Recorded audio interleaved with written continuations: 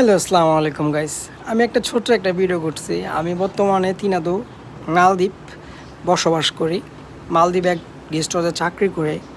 আমি এটা ভিডিওটা করার উদ্দেশ্য হলো আমি জানি না আমার এই গেস্ট হাউসে কখনো আসা হবে কি না। আমার রব্বুল আলামিন যদি আমার রিজিকে রাখে অবশ্যই আমার আসা হবে। সেটা আমি বলতে পারি না, এমনকি মরেও যেতে পারি। তার জন্য সেটা আমার ইউটিউব চ্যানেলে ছাইড়া রেখে দিলাম সবাইকে দেখার জন্য।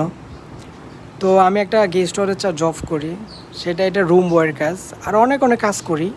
আর আজকে রুম বয়ের কাজ করতেছি। দেখেন রুম বয়ের কাজটা, এই যে কত সুন্দর কাজ।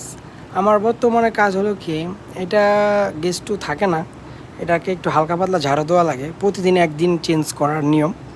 তো একদিন হয় নাই, রাত্রে আমি এটাকে সুন্দরভাবে ঝাড়ু দিয়া সেটাকে রাখার চেষ্টা করতেছি সুন্দরভাবে, যে গেস্ট হয়ে খুশি হয়।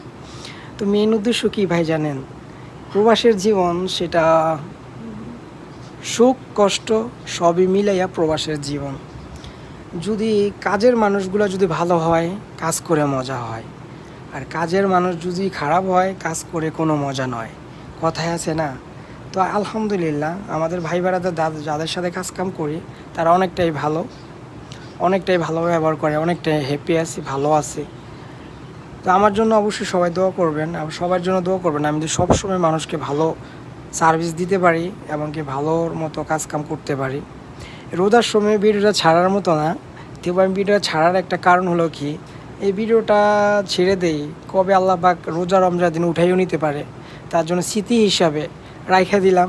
যারা আমার ভাই বেড়াদার আছে তারা দেখবো, তার জন্য আর কি। সবাই খারাপ মাইন্ডে নেবেন না। আমি বর্তমানে আছি, যারা মালদ্বীপ থাকেন তারা জানতে পারবেন আর তারা চিনেন। আমি বর্তমানে আছি তিনাদু গেস্ট হাউস, কাজা বরাবর গেস্ট হাউসে আছি। তো যারা যারা আসার ইচ্ছুক তারা আমাকে অবশ্যই জানাবেন।